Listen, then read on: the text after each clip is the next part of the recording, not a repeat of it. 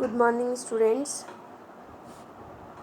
Myself, K. Vanaja, lecturer in Zoology, Government Degree College for Women, Nalgonda.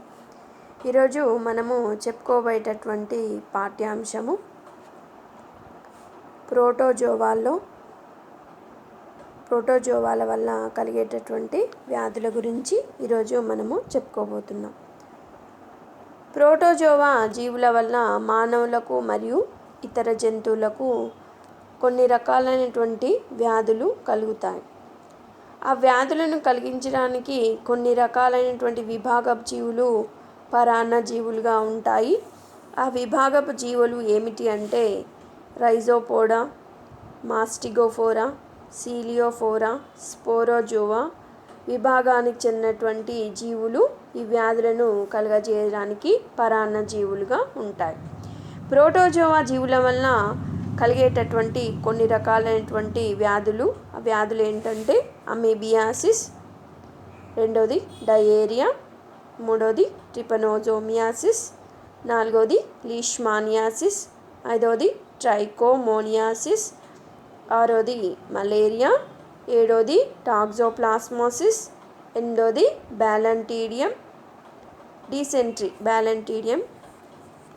Dysentery అనేటువంటి వ్యాధులు కలుగుతాయి protozoa జీవుల వల్ల. ఈరోజు మనము ఒక దాని గురించి చెప్పుకోబోతున్నాము. ఏంటది అంటే అమీబియాసిస్. అమీబియాసిస్ గురించి ఈరోజు మనము చెప్పుకోబోతున్నాము. ఇది ఎంటమీబా హిస్టోలైటికా అనే పరాన్నజీవి వల్ల కలిగేటటువంటి వ్యాధే అమీబియాసిస్. దీని యొక్క వర్గీకరణ చూసుకున్నట్లయితే వర్గము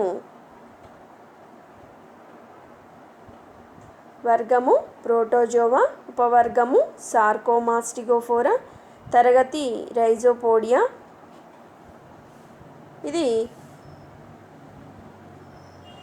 ఎంటమీబా హిస్టోలైటికా యొక్క వర్గీకరణ. ఈ ఎంటమీబా హిస్టోలైటికా అనే పరాన్నజీవి వల్ల కలిగేటటువంటి వ్యాధే అమీబియాసిస్. ఈ అమీబియాసిస్ గురించి మనము ఈరోజు చెప్పుకోబోతున్నాము. ఎంటమీబా హిస్టోలైటికా, ఎంటోస్ అంటే లోపల, అమీబి అంటే మార్పు, హిస్టోస్ అంటే కణజాలాలు, లైసిస్ అంటే కరిగించి అనేటటువంటి అర్థం. ఎంటమీబా హిస్టోలైటికా, ఎంటోస్ లోపల, అమీబే మార్పు, హిస్టోస్ కణజాలాలు, లైసిస్ కరిగించి అనేటటువంటి అర్థము. ఈ ఎంటమీబా హిస్టోలైటికా వల్ల వచ్చేటటువంటి వ్యాధి అమీబియాసిస్ లేదా అమీబిక్ విరేచనాలను కలిగించేటటువంటి ఏకాతిదేహి పరాన్నజీవి. ఏకాతిదేహి అంటే ఒకటే అతిదేహిలో తన యొక్క జీవిత చక్రాన్ని పూర్తి చేసుకుంటుంది. అమీబియాసిస్ లేదా అమీబిక్ విరేచనాలను కలిగించే ఏకాతిదేహి పరాన్నజీవి. ఈ సూక్ష్మజీవి ఎంటమీబా హిస్టోలైటికా అనేటటువంటి సూక్ష్మజీవి ఎక్కడ నివసిస్తుందంటే మానవుడి యొక్క పెద్ద ప్రేగులో నివసిస్తుంది. మానవుడి యొక్క పెద్ద ప్రేగులో జీవిస్తుంది. ఇది మరి ఎలా మానవుని దేహంలోకి సంక్రమిస్తుందంటే కలుషితమైనటువంటి ఆహారము, కలుషితమైనటువంటి నీటిని తాగడం వల్ల ఈ యొక్క పరాన్నజీవి అనేటటువంటిది మానవుడి దేహంలోకి సంక్రమిస్తుంది. దీనికి ఈగలు, బొద్దింకలు యాంత్రిక వాహకాలుగా తోడ్పడతాయి. ఈగలు, బొద్దింకలు యాంత్రిక వాహకాలుగా తోడ్పడతాయి. ఇవి ప్రపంచమంతటా కూడా ఉష్ణ ప్రాంతాల్లోనూ సమశీతోష్ణ ప్రాంతాల్లోనూ విస్తరించి ఉంటాయి. పరిశుభ్రత సరిగా లేని గ్రామీణ ప్రజల్లో, అధిక జనాభా గల పట్టణ ప్రాంతాల్లో సాధారణంగా కనిపిస్తుంది. ఇది ప్రపంచమంతటా కూడా విస్తరించి ఉంటుంది. ఉష్ణ ప్రాంతాల్లో ఉంటుంది, సమశీతోష్ణ ప్రాంతాల్లో ఉంటుంది, మరియు పరిశుభ్రత సరిగా లేని గ్రామీణ ప్రజల్లో, అధిక జనాభా గల పట్టణ ప్రాంతాల్లో సాధారణంగా కనిపిస్తుంది. దీని యొక్క నిర్మాణం తీసుకున్నట్లయితే హెంటమీబా హిస్టోలైటికా తన యొక్క జీవిత చక్రాన్ని 3 దశల్లో పూర్తి చేసుకుంటుంది. 3 స్టేజెస్లో తన యొక్క జీవిత చక్రాన్ని పూర్తి చేసుకుంటుంది. అదేంటంటే పోషక దశ, పూర్వ కోశస్థ దశ, మూడోది కోశస్థ దశ. ఫస్ట్ వన్ తీసుకున్నట్లయితే పోషక దశ, ట్రోపోజాయిడ్ స్టేజ్ అంట.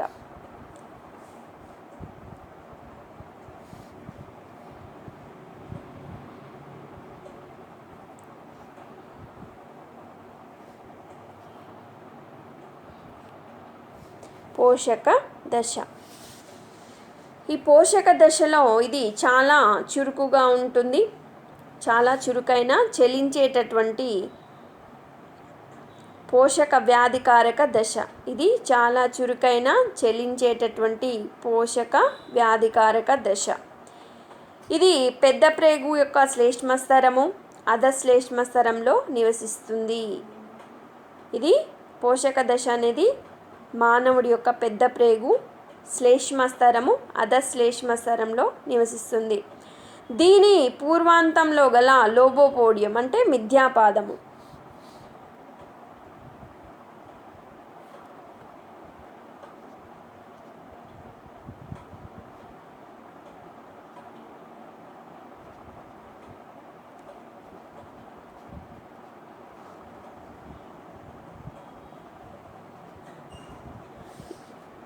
ఇది చాలా చురుకైన చలించే పోషక వ్యాధికారక దశ. ఇది ఎక్కడ నివసిస్తుందని చెప్పుకున్నామో పెద్ద ప్రేగు యొక్క శ్లేష్మస్తరము, అధశ్లేష్మస్తరంలో నివసిస్తుంది. దీని పూర్వాంతంలో గల లోబోపోడియం అంటే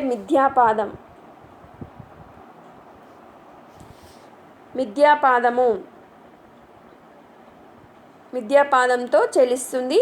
ఇది మొండిగా వేలులాగా ఉంటుంది. ఇది చూడడానికి మొండిగా వేలులాగా ఉంటుంది.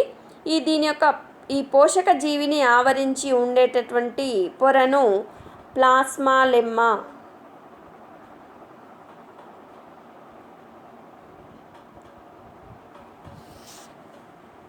పోషక జీవిని ఆవరించి ఉన్న పొరను ప్లాస్మా లెమ్మా అంటారు. జీవ పదార్థాన్ని వెలుపలి చిక్కని కణరహితమైన బాహ్య జీవద్రవ్యంగాను, లోపలి కణికాయుతమైన ద్రవరూప అంతర్జీవ ద్రవ్యంగాను గుర్తించవచ్చు. దీని యొక్క వెలుపల జీవ పదార్థాన్ని, చిక్కని జీవ పదార్థాన్ని కణికారహితమైన బాహ్య జీవద్రవ్యంగాను, వెలుపల దాన్ని బాహ్య జీవద్రవ్యంగాను, లోపల దాన్ని అంతర జీవ ద్రవ్యంగాను గుర్తించవచ్చు. ఈ అంతర్జీవ పదార్థంలో ఏముంటాయంటే రైబోజోములు, ఆహార రిక్తికలు,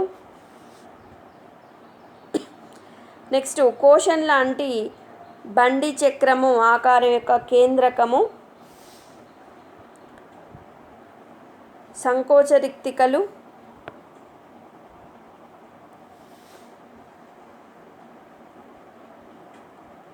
అంతర్జీవ ద్రవ్యజాలకము,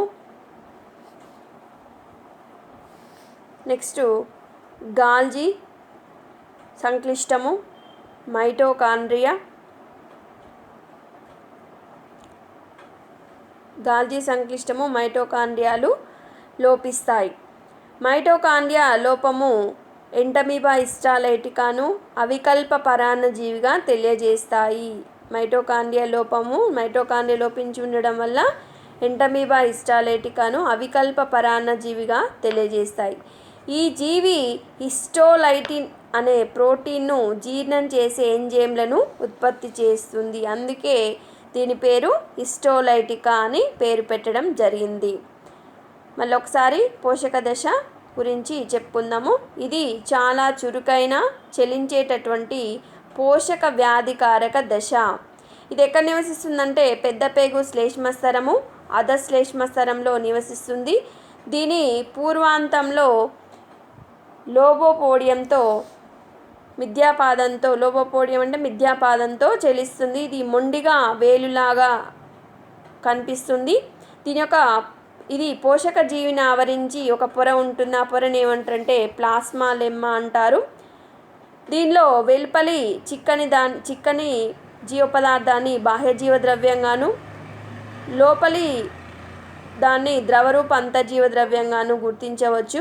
అంతర్జీవ ద్రవ్యంలో తీసుకున్నట్లయితే ఏమేమి ఉంటాయంటే రైబోజోములు, ఆహార రిక్తికలు, నెక్స్ట్ బండి చక్రం ఆకారంలో ఉండేటటువంటి ఆకార కేంద్రకము ఉంటాయి. నెక్స్ట్ ఏమేమి లోపించి ఉంటాయంటే సంకోచ రిక్తికలు, అంతర్జీవ ద్రవ్యజాలకము, గాల్జీ సంక్లిష్టము, మైటోకాండ్రియా లోపిస్తాయి. ఈ మైటోకాండ్రియా లోపం వల్ల ఎంటమీబా హిస్టాలైటికాను అవికల్ప పరాన్నజీవిగా తెలియజేసుకోవచ్చు. ఈ జీవి హిస్టోలైటిన్ అనేటటువంటి ప్రోటీన్లను జీర్ణం చేసే ఎంజైమ్లను ఉత్పత్తి చేస్తుంది. అందుకే దీని పేరు హిస్టోలైటిక్ అని పేరు పెట్టడం జరిగింది. ఈ ఎంజైమ్ సాయంతో ప్రేగు కుడ్యంలోని శ్లేష్మ అధశ్లేష్మ స్తరాన్ని కరిగించి రక్తాన్ని కణజాల శిథిలాలను పోషకజీవి ఆహారంగా గ్రహిస్తుంది. ఈ పరాన్నజీవి ఏం చేస్తుందంటే హిస్టోలైటిన్ అనేటువంటి ప్రోటీన్లను జీర్ణం చేసే ఎంజైమ్లను ఉత్పత్తి చేస్తుంది. ఈ ఎంజైమ్ సాయంతో ప్రేగు కుడ్యంలోని అధశ్లేష్మ స్తరాన్ని కరిగించి దేన్ని ఆహారంగా తీసుకుంటుందంటే రక్తాన్ని, కణజాలం యొక్క శిథిలాలను, టిష్యూ డెబ్రిస్ని పోషకజీవి ఎంటమీబా హిస్టాలైటికా యొక్క పోషకజీవి ఆహారంగా గ్రహిస్తుంది. అందువల్ల ఆహార రిక్తికల్లో రక్త కణాలు, ఉపకళా కణాల ముక్కలు, బ్యాక్టీరియా ఉంటాయి. ఈ పోషణ అనేది జాంతవ భక్షక రకానికి చెందినటువంటి పోషణ ఉంటుంది. ఈ ఆహార రిక్తికలు ఆర్బీసీ ఉండటము, నెక్స్ట్ బండి చక్రం లాంటి కేంద్రకం ఉండటం అనే లక్షణాలు పోషకజీవి యొక్క గుర్తింపు లక్షణాలు. పోషకజీవి యొక్క గుర్తింపు లక్షణాలు ఏంటంటే ఆహార రిక్తికల్లో ఆర్బీసీ ఉండడం, రెడ్ బ్లడ్ సెల్స్ ఉండడము, నెక్స్ట్ బండి చక్రంలా ఉండేటటువంటి కేంద్రకం ఉండడం అనేది ఈ పోషకజీవి యొక్క గుర్తింపు లక్షణాలు. ఈ యొక్క పోషకజీవి ఉందా లేదా అని తెలుసుకోవడానికి ఈ రెండు రకాలైనటువంటి గుర్తింపుల వలన మనకి తెలుస్తుంది. ఏంటదంటే ఆహార రిక్తికలో ఆర్బీసీ ఉండడము, బండి చక్రం లాంటి కేంద్రకం ఉండడం దాన్ని చూసి ఈ పోషకజీవి ఉందని గుర్తించవచ్చు. ఇది ఒక దశ. ఏంటది పోషక దశ, ట్రోపోజాయిడ్ స్టేజ్. సెకండ్ వన్ తీసుకున్నట్లయితే రెండోది పూర్వ కోశస్థ దశ. 3 దశలు అని చెప్పుకున్నాం కదా, పోషక దశ, పూర్వ కోశస్థ దశ, కోశస్థ దశ. పూర్వ కోశస్థ దశ తీసుకున్నట్లయితే ఈ దశలో పోషణ అనేటువంటిది ఉండదు, ఆహారం అనేటటువంటిది తీసుకోదు. ఇది పెద్ద ప్రేగు కుహరంలో గల వ్యాధిని కలిగించదు ఈ దశ. ఈ దశలో ఎంటమీబా చిన్నగా, గుండ్రంగా లేదా అండాకారంగా ఉండి చలనరహితంగా ఉంటుంది, చలించదు.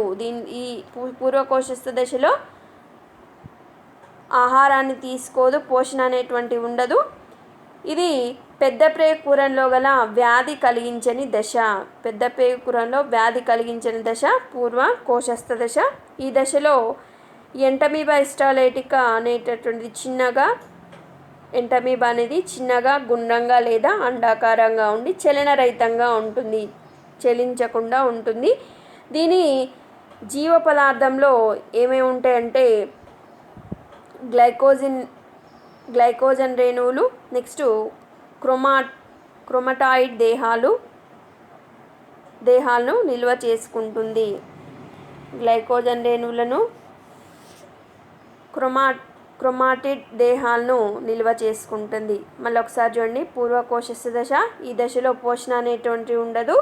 ఇది పెద్ద ప్రేగు కుహరంలో గల వ్యాధి కలిగించినటువంటి దశ, పూర్వ కోశస్థ దశ. ఈ దశలో ఎంటమీబా అనేటువంటిది చిన్నగా, గుండ్రంగా లేదా అండాకారంగా ఉండి చలనరహితంగా ఉంటుంది. దీని యొక్క జీవ పదార్థంలో తీసుకున్నట్లయితే గ్లైకోజన్ రేణువులు, నెక్స్ట్ కడ్డీ లాంటి క్రోమాటిడ్ దేహాలను నిల్వ చేసుకుంటుంది. ఇది పూర్వ కోశస్థ దశ. నెక్స్ట్ మూడోది కోశస్థ దశ. ఈ దశలో గుండ్రంగా పల్చని మృదువైన అధిక నిరోధక శక్తి గల కోశకుడ్యాన్ని ఏర్పరచుకుంటుంది. ఈ దశలో ఇది గుండ్రంగా పల్చగా ఉండేటటువంటి మృదువైన అధిక నిరోధక శక్తి గలటువంటి కోశాన్ని సిస్ట్ను ఏర్పరచుకుంటుంది దాని చుట్టూ. ఇది మానవుడి యొక్క పెద్ద ప్రేగు కూరంలో ఉంటుంది. కొత్త అతిదేహిని చేరే క్రమంలో ఎదురయ్యేటటువంటి ప్రతికూల పరిస్థితుల నుంచి రక్షణ కోసము కోశకుడ్యాన్ని అభివృద్ధి చేసుకుంటుంది. కోశం ఏర్పడేటటువంటి విధానాన్ని ఎన్సిస్టేషన్ కోశీకరణం అంటారు. ఈ కోశీకరణం చెందగానే పరాన్నజీవిలోని కేంద్రకము 2 సార్లు సమవిభజన జరుపుకొని 4 పిల్ల కేంద్రకాలను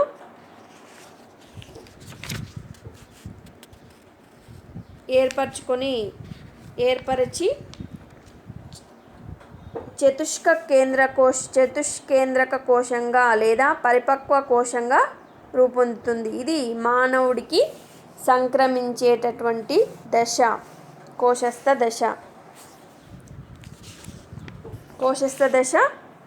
ఈ దశలో ఇది ఎట్లుంటుందంటే గుండ్రంగా పల్చగా మృదువుగా ఉండేటటువంటి కోశకుడ్యాన్ని ఏర్పరచుకుంటుంది. ఇది ఎక్కడ ఉంటుందంటే మానవుడి పెద్ద ప్రేగు కూరంలో ఉంటుంది. ఇది కొత్త అతిదేహిని చేరే క్రమంలో వేరే అతిదేహిలోకి చేరేటటువంటి క్రమంలో ఒక అతిదేహిలో ఒక రకమైనటువంటి వాతావరణం ఉంటుంది. ఇంకొక అతిదేహిని చేరుకునేటటువంటి సమయంలో వేరేటటువంటి మార్పులు ఉంటాయి. కాబట్టి కొత్త అతిదేహిని చేరేటటువంటి క్రమంలో ఎదురయ్యేటటువంటి ప్రతికూల పరిస్థితుల నుంచి రక్షణ కోసము దీని చుట్టూ ఒక కోశకుడ్యాన్ని అభివృద్ధి చేసుకోవడం అని జరుగుతుంది. ఈ కోశం ఏర్పడేటటువంటి విధానాన్ని కోశీకరణం అంటారు. కోశీకరణం చెందగానే పరాన్నజీవిలోని కేంద్రకం అనేటటువంటి 2 సార్లు సమవిభజన జరుపుకొని 4 పిల్ల కేంద్రకాలను ఏర్పరుస్తుంది. దాన్నే చతుష్కేంద్రక కోశము లేదా పరిపక్వ కోశంగా రూపొందుతుంది. ఈ కోశస్థ దశనే మానవుడికి సంక్రమించేటటువంటి దశ. కోశస్థ దశనే మానవుడికి సంక్రమించే దశ.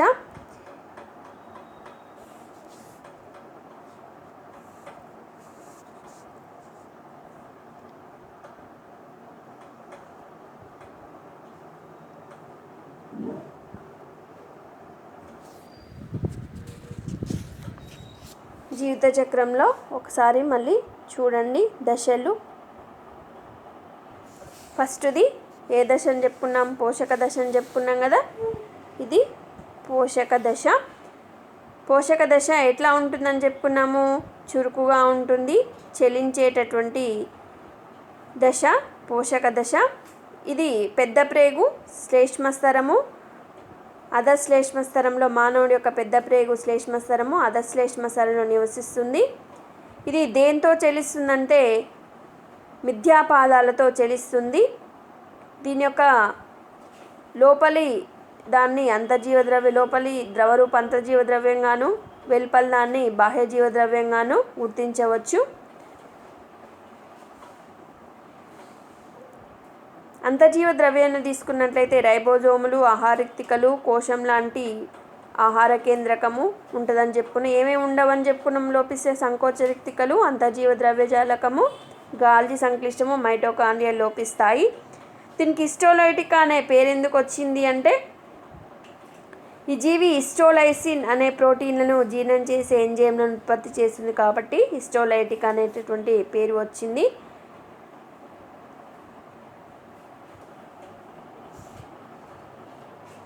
ఈ ఎంజైమ్ సహాయంతో పేగు కుడ్యంలోని శ్లేష్మస్తరాన్ని కరిగించి రక్తాన్ని మరియు కణజాల శిథిలాలను ఈ పోషక జీవి అనేటటువంటిది ఆహారంగా తీసుకుంటుంది.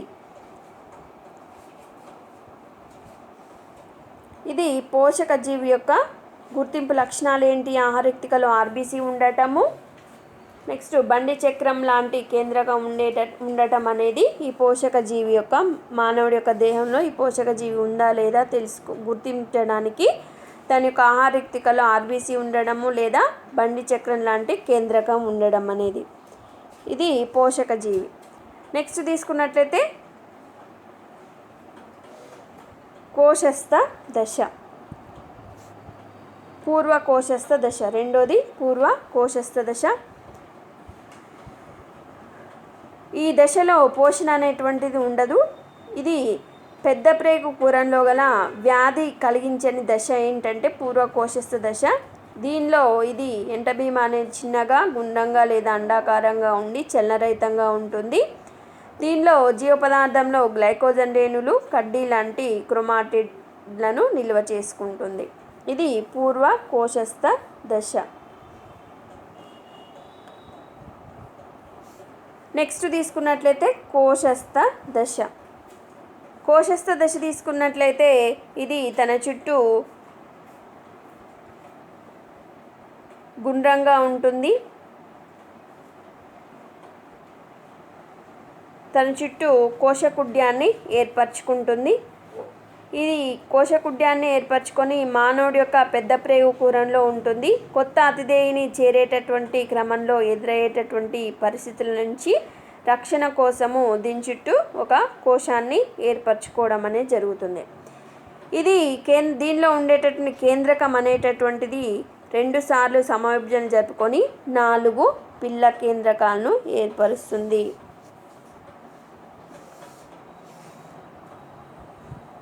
కోశస్థ దశ అనేది కోశీకరణం చెందగానే పరాన్న జీవిలో ఉండేటటువంటి కేంద్రకం అనేటువంటిది 2 సార్లు సమవిభజనను జరుపుకొని 4 పిల్ల కేంద్రకాలను ఏర్పరచుకొని చతుష్క కేంద్ర కోశం లేదా పరిపక్వ కోశంగా రూపొందుతుంది. ఇది ఈ కోశస్థ దశనే మళ్ళీ మానవుడికి సంక్రమించేటటువంటి దశ కోశస్థ దశ. నెక్స్ట్ దీని యొక్క జీవిత చక్రం తీసుకున్నట్లయితే పెద్ద ప్రేగు కుడ్యంలో పోషక జీవులు ద్విధా విచ్ఛిత్తి జరిపి అనేక పిల్ల ఎంటమీబాలను ఏర్పరుస్తాయి. పెద్ద ప్రేగు కుడ్యంలో ఈ పోషక జీవులు ద్విధా విచ్ఛిత్తి జరిపి అనేక పిల్ల ఎంటమీబాలను ఏర్పరుస్తాయి. ఇవి బ్యాక్టీరియా అతిదేహి కణజాల భాగాలను తిని పెరిగి మళ్ళీ విభజన చెందుతాయి. ఇవి పెద్ద ప్రేగు కుడ్యంలో ఉంటాయి కదా ఈ పోషక జీవులు. ద్విధా విచ్ఛిత్తి జరిపి అనేక సంఖ్యలో పిల్ల ఎంటమీబాలను ఏర్పరుస్తాయి. ఇవి ఈ పిల్ల ఎంటమీబాలు అక్కడ ఉండేటటువంటి బ్యాక్టీరియాను అతిదేహి యొక్క కణజాలాల యొక్క భాగాలను తిని బాగా పెరిగి మళ్ళీ విభజన చెందుతాయి. అనేక సార్లు ద్విధా విచ్ఛిత్తి వలన అనేక పోషక జీవులు అనేటువంటిది ఏర్పడతాయి. వీటిలో కొన్ని పెద్ద ప్రేగును చేరి పూర్వ కోశస్థ దశలుగా మారుతాయి. తిరిగి ఈ దశలు కోశస్థ దశలుగా మారి చివరికి చతుష్కేంద్రక కోశాలుగా ఏర్పడతాయి.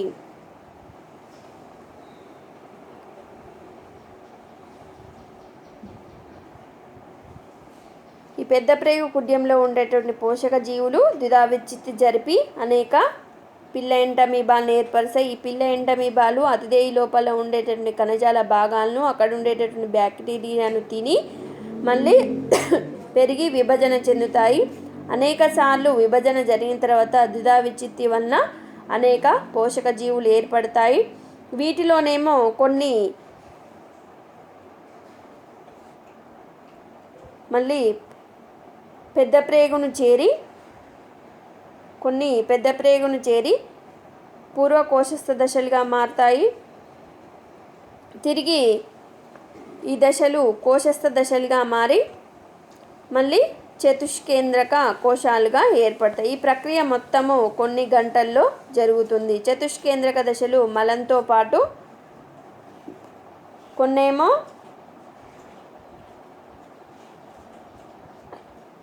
పెద్ద ప్రేగును చేరి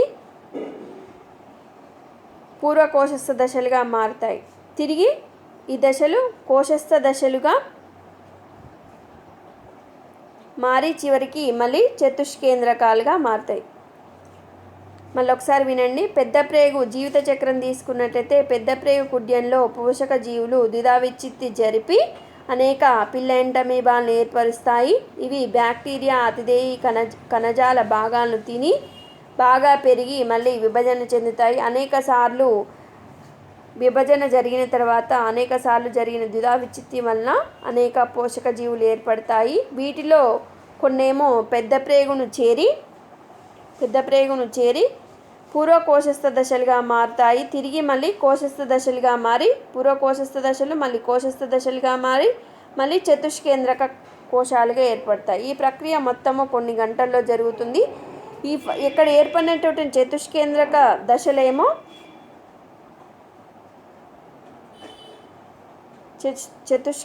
దశలేమో మలంతో పాటు బయటకు విడుదలై సుమారు 10 రోజులు జీవంతో ఉంటాయి. కొన్నేమో మళ్ళీ పెద్ద ప్రేగును ఈ చతుష్క కేంద్రాలు మళ్ళీ ఏం చేస్తుంటే పెద్ద ప్రేగును చేరి మళ్ళీ చతుష్క కేంద్ర కోశాలుగా ఏర్పడి కోశస్థ దశలుగా మారుతాయి. కొన్నేమో ఈ చతుష్కేంద్రక కోశాల యొక్క దశలేమో మలంతో పాటు బయటికి విడుదలై సుమారు 10 రోజుల పాటు జీవించి ఉంటాయి. ఈ కోశాలు మళ్ళీ కలుషితమైనటువంటి నీరు ఆహారంతో మళ్ళీ కొత్త అతిదేహిని చేరుతాయి. ఇక్కడికి కోశస్థ దశ ఏర్పడినాక ఇక్కడి నుంచి చతుష్కేంద్రకాలు ఏర్పడతాయి కదా. చతుష్కేంద్రకాలు ఏర్పడినేమో కొన్నేమో మలం ద్వారా బయటికి విడుదలై కొత్త అతిదేహిని చేరుతాయి. కొన్నేమో మళ్ళీ మానవుడి యొక్క పెద్ద ప్రేగును చేరి మళ్ళీ రివర్స్ మళ్ళీ పూర్వ కోశస్థ దశలుగాను మారడం అనేది జరుగుతుంది. ఇది మానవుడి యొక్క బయటకు విడుదలై 10 రోజుల పాటు జీవించి ఉంటాయి. మళ్ళీ ఇవి కలుషితమైనటువంటి నీరు ఆహారంతో కొత్త అతిదేయిని చేరి ఇవి మానవుడి చిన్న ప్రేగును చేరిన తర్వాత ట్రిప్సిన్ ఎంజైమ్ చర్య వల్ల ఈ కోశం అనేటటువంటిది దాని చుట్టూ కోశాన్ని ఏర్పరచుకున్న ఆ కోశం అనేటటువంటిది జీర్ణమై చతుష్కేంద్రక అమీబాలు విడుదలవుతాయి.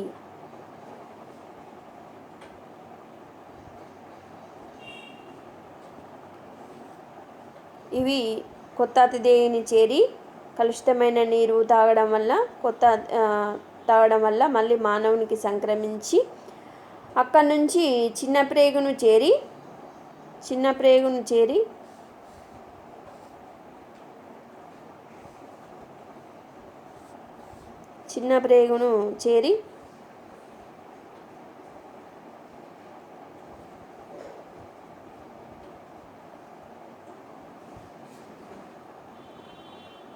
మానవుడి యొక్క చిన్న ప్రేగును చేరిన తర్వాత ట్రిప్సిన్ అనేటువంటి ఎంజైమ్ చర్య వల్ల ఈ కోశం అనేటువంటిది జీర్ణమై చతుష్కేంద్రక అమీబాలు విడుదలవుతాయి.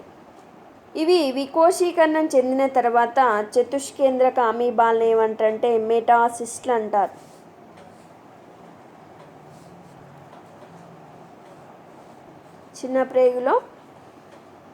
మానవుడి యొక్క చిన్న ప్రేగును చేరిన తర్వాత ట్రిప్సిన్ అనేటటువంటి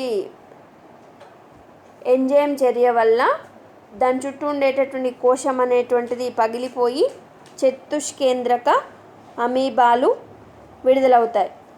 ఇవి వికోశీకరణం చెందిన తర్వాత ఈ చతుష్కేంద్రక అమీబాలను ఏమంటారంటే మెటాసిస్ట్లు అని అంటారు.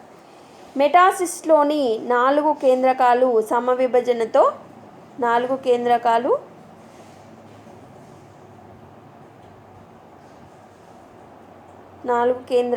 మెటాసిస్లోని 4 కేంద్రకాలు సమవిభజనతో 8 కేంద్రకాలుగా విభజన చెందుతాయి. ప్రతి కేంద్రకము కొంత జీవ పదార్థంతో 8 పిల్ల ఎంటమీబాలు లేదా మెటాసిస్టిక్ పోషక జీవులు ఏర్పడతాయి.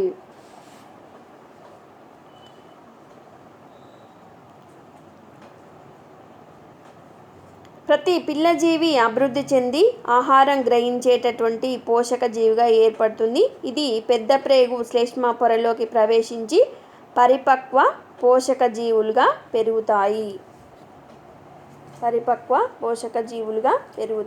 మళ్ళీ ఒకసారి జీవిత చక్రము చెప్పుకుందాం.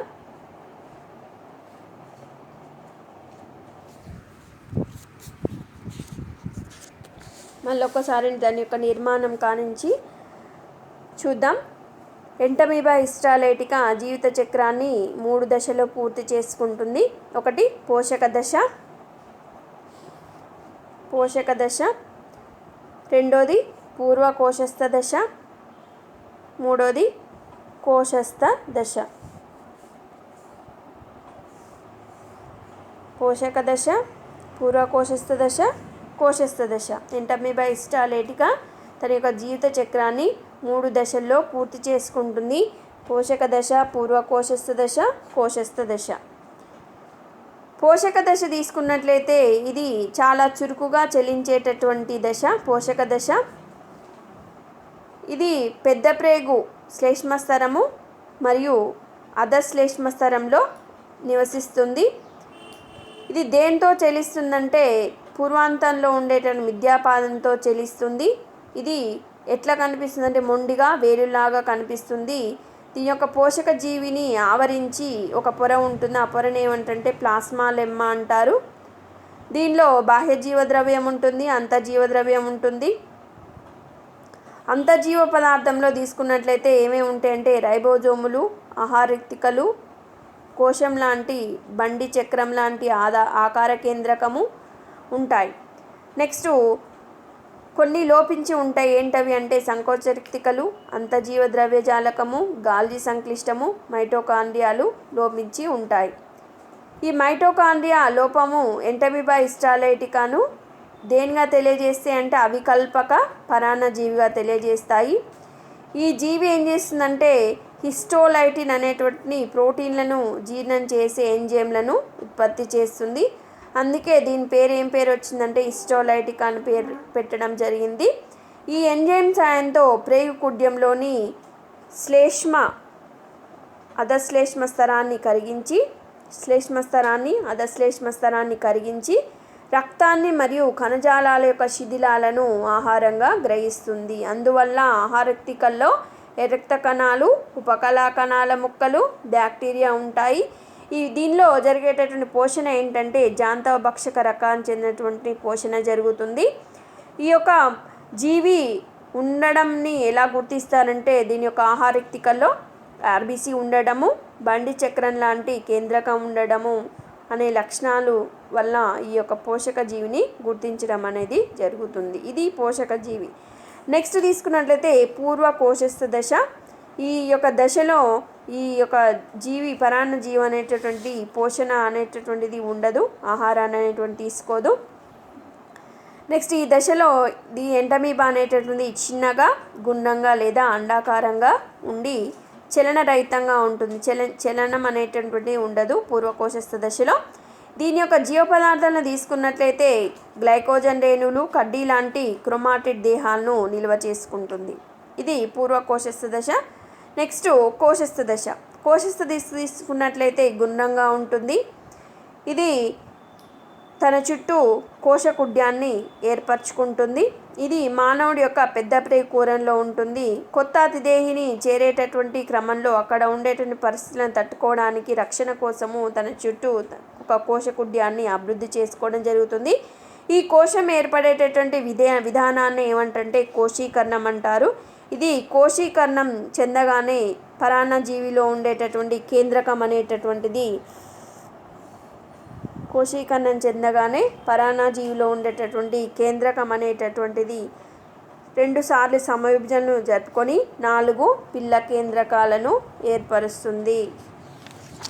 దాన్ని ఏమంటే చతుష్కేంద్రక కోశంగా లేదా పరిపక్వ కోశంగా ఈ 4 ఏర్పరచుకొని చతుష్క కేంద్ర కోశంగా లేదా పరిపక్వ కోశంగా రూపొందుతుంది. ఇది ఈ దశ మానవుడికి సంక్రమించేటటువంటి దశ. దీనివల్ల ఏమవుతుందంటే మలం ద్వారా బయటికి విడుదలయ్యి మళ్ళీ కలుషితమైన ఆహారము, నెక్స్ట్ కలుషితమైనటువంటి నీటిని తాగడం వల్ల కొత్త అతిదేహిని చేరడానికి రెడీగా ఉంటుంది. దీని యొక్క జీవిత చక్రం తీసుకున్నట్లయితే దీని యొక్క పెద్ద ప్రేగు కుడ్యంలో పోషక జీవులు ద్విధావిచ్ఛిత్తి జరిపి అనేక పిల్ల ఎంటమీబాలను ఏర్పరుస్తాయి. ఇవి బ్యాక్టీరియా నెక్స్ట్ అతిదేహి కణజాలాల యొక్క భాగాలను తిని మళ్ళీ పెరిగి విభజన చెందుతాయి. అనేక సార్లు జరిగిన ద్విధా విచ్ఛిత్తి వల్ల ఈ అనేక పోషక జీవులు అనేటువంటివి ఏర్పడతాయి. వీటిలో కొన్నేమో మళ్ళీ పెద్ద ప్రేగును చేరి పరిపక్వత చెందుతాయి. దీనిలో కొన్నేమో మళ్ళీ పెద్ద ప్రేగును చేరి పూర్వకోశస్థ దశలుగా మారుతాయి. తిరిగి ఈ దశలు కోశస్థ దశలుగా మళ్ళీ చతుష్కేంద్రక కోశాలుగా ఇక్కడ నుంచి ఏర్పడినటువంటి దశలు మళ్ళీ అక్కడ ఉండేటటువంటి ఆహార పదార్థాలను తిని మళ్ళీ విభజనలు జరుపుకొని కొన్నేమో మానవుడి యొక్క పెద్ద ప్రేగును చేరి పూర్వకోశస్థ దశలుగాను మారుతాయి. తిరిగి దశలు మళ్ళీ కోశస్థ దశలుగా చివరికి చతుష్కేంద్రక కోశాలుగా ఏర్పడతాయి. ఈ ప్రక్రియ కొన్ని గంటల్లో జరుగుతుంది.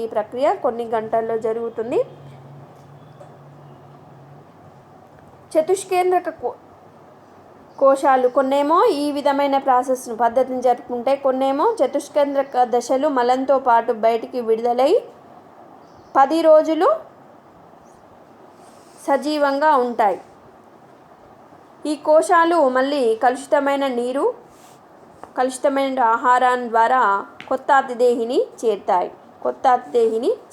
ఇది మానవుడి చిన్న ప్రేగును చేరి కొత్త అతిదేహిని చేరిన తర్వాత మానవుని యొక్క చిన్న ప్రేగుకు పోతాయి. అక్కడ ట్రిప్సిన్ అనేటటువంటి ఎంజైమ్ చర్య వల్ల ఈ కోశం అనేటటువంటి జీర్ణమై చతుష్కేంద్రక అమీబాలు విడుదలవుతాయి.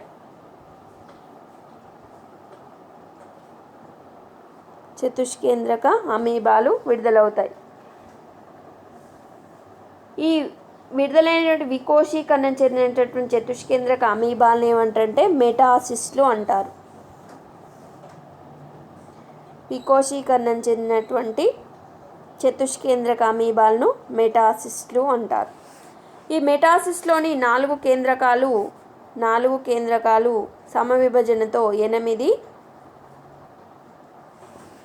కేంద్రకాలుగా విభజన చెందుతాయి. ప్రతి కేంద్రకము కొంత జీవపదార్థంతో 8 పిల్ల ఎంటమీబాలు లేదా మెటాసిస్టిక్ పోషక జీవులుగా ఏర్పడతాయి. ప్రతి పిల్ల జీవి అభివృద్ధి చెంది ఆహారం గ్రహించేటటువంటి పోషక జీవిగా ఏర్పడుతుంది. ఇది పెద్ద ప్రేగు శ్లేష్మ పొరలోకి ప్రవేశించి పరిపక్వ పోషక జీవులుగా పెద్ద ప్రేగు యొక్క శ్లేష్మ స్థలంలోకి ప్రవేశించి పరిపక్వ పోషక జీవులుగా పెరుగుతాయి. నెక్స్ట్ వ్యాధికారకత తీసుకున్నట్లయితే ప్యాథోజెనిసిటీ. పోషక జీవులు హిస్టోలైసిన్తో శ్లేష్మ స్థలాన్ని కరిగించి లోపలికి ప్రవేశించి పుండ్లను ఏర్పరుస్తాయి.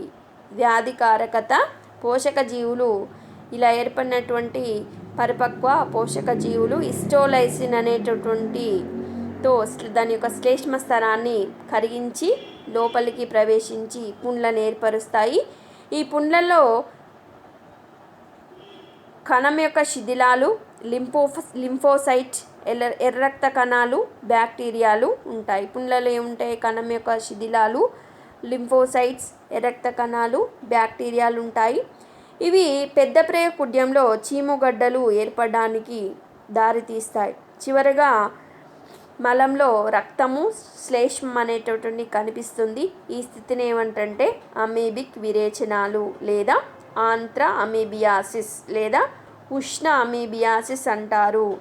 మళ్ళీ ఒకసారి వ్యాధికారకత చూడండి. పోషక జీవులు ఏం చేస్తాయంటే హిస్టోలైసిన్ అనేటువంటి దాంతో శ్లేష్మ స్థలాన్ని కరిగించి లోపలికి ప్రవేశించి పుండ్లను అనేటువంటి ఏర్పరుస్తుంది. ఈ పుండ్లలో కణశిథిలాలు, లింఫోసైట్, రక్త కణాలు, బ్యాక్టీరియాలు ఉంటాయి. ఇవి పెద్ద ప్రేగు యొక్క కుడ్యంలో చీముగడ్డలు ఏర్పడడానికి దారితీస్తాయి. చివరగా మలంలో ఏం కనిపిస్తుందంటే రక్తము, శ్లేష్మం అనేటటువంటి కనిపిస్తుంది. ఈ స్థితిని ఏమంటారంటే అమీబిక్ విరేచనాలు లేదా ఆంత్ర అమీబియాసిస్ లేదా ఉష్ణ అమీబియాసిస్ అంటారు. కొందరిలో ఎలాంటి వ్యాధి లక్షణాలు అనేటువంటివి కనిపించవు.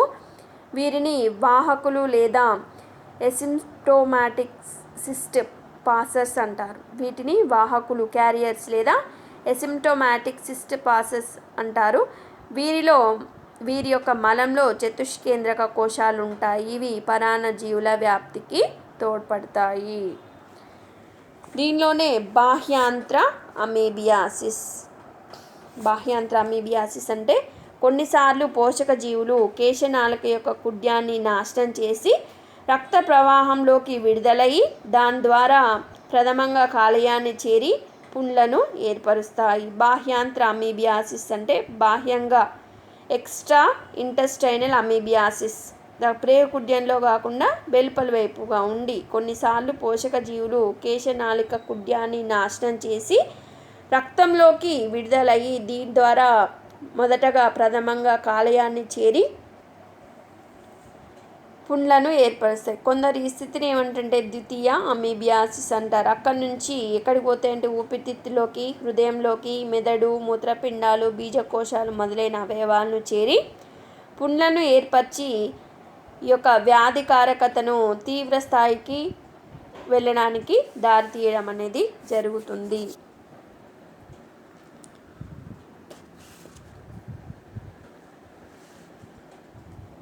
దీనిలో అమీబియాసిస్నే ఏమంటారంటే అమీబిక్ డిసెంట్రీ అని కూడా అంటారు.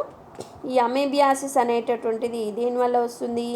ఎంటమీబా హిస్టాలైటికా అనే పరాన్నజీవి వల్ల వస్తుంది. ఈ ఎంటమీబా హిస్టాలైటికా అనే పరాన్నజీవి ఎక్కడ నివసిస్తుంది? మరి మానవుడి యొక్క పెద్ద ప్రేగులో నివసిస్తుంది. ఈ పరాన్నజీవి మానవుల్లోకి ఎలా ప్రవేశిస్తుంది అంటే కలుషితమైనటువంటి ఆహారము, నీటి వలన మానవుడి యొక్క దేహంలోకి ప్రవేశిస్తుంది. దీనిలో వ్యాధి లక్షణాలు తీసుకున్నట్లయితే